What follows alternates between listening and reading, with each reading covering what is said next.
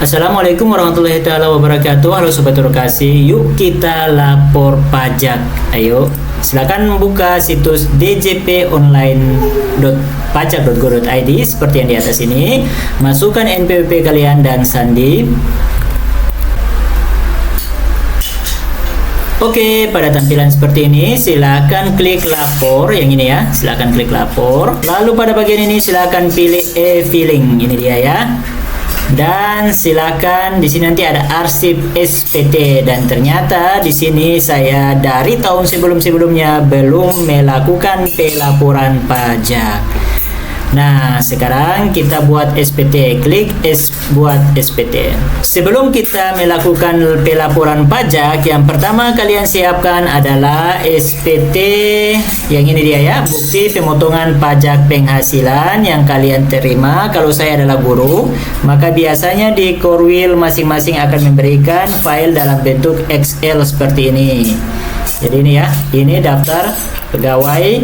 Lalu cara bukanya, silakan kalian pilih nama kalian. Di sini ketik aja Ctrl F lalu cari nama kalian.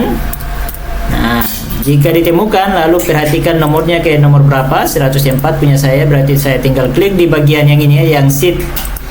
Nah, ini dia. Lalu saya cari 104, klik di nomor 104 dan ini bukti pajak saya. Nah, karena aplikasi ini sudah dikunci rumusnya, jadi kita tidak bisa klik di sini ya. Ini sudah jadi aplikasi, maka caranya adalah klik file lalu simpan sebagai PDF. Nah, begini ya, simpan sebagai PDF supaya tinggal kalian lihat SPT kalian. Oke, karena punya saya sudah saya simpan, kita lanjut ke lapor pajak. Ini dia bentuk PDF-nya dari bukti pemotongan pajak saya. Nah, selanjutnya kita lihat ke lapor pajak. Yuk, apakah Anda menjalankan usaha atau pekerjaan bebas? Saya jawab tidak. Apakah Anda seorang suami atau istri yang menjalankan kewajiban perpajakan terpisah atau pisah harta? Tidak, karena saya satu harta dan satu kewajiban pajak dengan istri dan keluarga. Lalu pertanyaan yang ketiga, apakah penghasilan bruto yang Anda peroleh selama setahun kurang dari 60 juta? Ya, kita lihat SPT kita. Ini dia. Penghasilan bruto pada poin ke-11. Jumlah penghasilan bruto kita sekian. Ini berarti berada di bawah 60 juta. Kita ketik ya. Ini ya. Apakah penghasilan bruto yang Anda peroleh selama setahun kurang dari 60 juta rupiah? Ya. Nah, kalau kurang dari 60 juta, maka SPT kita adalah jenis 1770SS. Kita klik bagian ini. Selanjutnya kita isikan lapor pajak. Karena saya belum lapor dari 2019, saya akan lapor dari 2019. Nah, status SPT-nya adalah apa? Normal. Kenapa saya pilih normal? Karena saya baru pertama kali melaporkan lapor pajak. Kalau sudah melaporkan tapi ada kesalahan, silakan klik pembetulan. Nah, ini baru pertama kali ya. Jadi saya klik normal. Berikutnya, selanjutnya. Oke, sobat edukasi, selanjutnya kita lihat di yang pertama adalah pajak penghasilan. Kita mulai dari poin 1, penghasilan bruto dalam negeri sehubungan dengan pekerjaan dan penghasilan neto dalam negeri. Kita cek di sini penghasilan brutonya, yaitu ini dia pada poin 11 dari SPT atau bukti potong kita.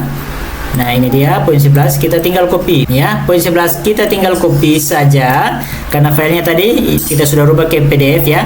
Kalau dalam bentuk Excel kita tidak bisa mengkopinya ya.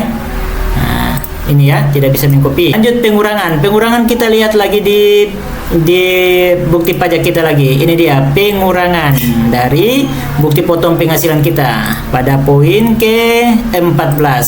Ini dia ya. Kita tinggal copy 5 juta sekian. Ini dia. Kita copy lalu kita masukkan ke sini. Nah, penghasilan tidak kena pajak. Nah, kita pilih di sini. Kita cari. Saya penghasilannya adalah kawin dan tanggungan 2 orang. Ini kawin K2, ini berarti kawin, lalu 2 ini berarti tanggungan. Saya punya anak 2 orang, lalu ini dia tanggungannya 2 orang. Nah, Nilai ini yang muncul adalah Rp67.500.000. Kita harus cocokkan dengan bukti SPT kita yang ini dia. Pada nomor penghasilan tidak kena pajak ini dia. Pada poin ke-18 penghasilan tidak kena pajak haruslah sama dengan yang ini, Rp67.500.000. Ya, Rp67.500.000. Nah, harus sama ya seperti ini ya. Berikutnya penghasilan kena pajak. Kita cek lagi penghasilan kita yang tidak kena pajak, yang kena pajak. Ini dia, nomor 19 penghasilan kena pajak tidak ada 0, jadi biarkan 0. Pajak penghasilan terutang, cek lagi di nomor yang ke-22, PPh pasal 21 terutang 0. Ya, karena tidak ada kita nolkan. Pajak penghasilan yang telah dipotong oleh pihak lain, ini dia. Pajak nomor 23, PPh 21 yang telah dipotong atau dilunasi ternyata 0, jadi tidak ada lagi. Nah, setelah itu kita klik berikutnya. Oke ya Sobat Edukasi. Nah, pada bagian yang kedua yang ini penghasilan yang dikenakan PPh final yang dikecualikan dari objek pajak. Ini kalau ada, maksudnya apa? Jika Sobat Edukasi punya penghasilan selain daripada gaji kalian sebagai pegawai, guru atau ASN lainnya, nah silakan isikan di sini. Tapi kalau tidak ada, maka tidak perlu lagi. Karena saya hanya berpenghasilan dari pegawai, maka ini saya kosongkan. Oke. Selanjutnya berikutnya, ini daftar harta dan kekayaan. Jika Sobat Edukasi punya harta dan kekayaan di akhir tahun yang direkap data keseluruhan, silakan diisikan. Tapi karena saya punya tidak ada, maka saya lewati. Harta saya hanya berasal dari penghasilan saya saja. Maka kita klik berikutnya. Selanjutnya pada bagian ini, dengan menyadari sepenuhnya akan segala akibat, silakan kita klik setuju. Oke.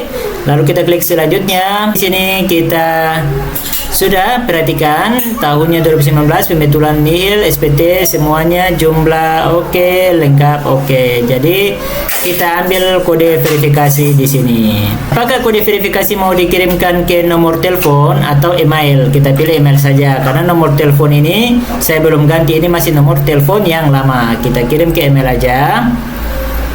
Nah, token telah dikirim ke email. Kita cek email masuk kita, lalu kita refresh. Ada kode verifikasi, kita klik, lalu kita copas saja, copy pastikan ke sini, lalu kita kirim SPT-nya. Salah copy tadi ya. Kita copy, ini dia kode verifikasinya, lalu kita kirim SPT. Oke, baik, kita klik tutup. Nah, sekarang SPT Anda berhasil dikirim. Bukti penerimaan elektronik telah dikirim ke email Anda. Apa respon Anda? Saya pilih puas. Oke, kita cek email kita.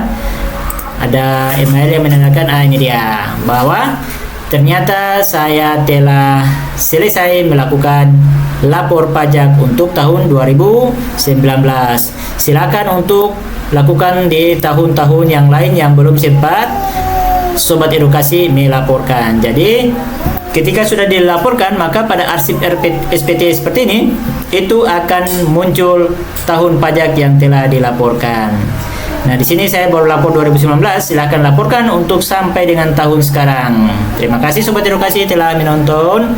Sampai jumpa lagi di video selanjutnya. Wabillahi taufiq wal hidayah. Wassalamualaikum warahmatullahi wabarakatuh.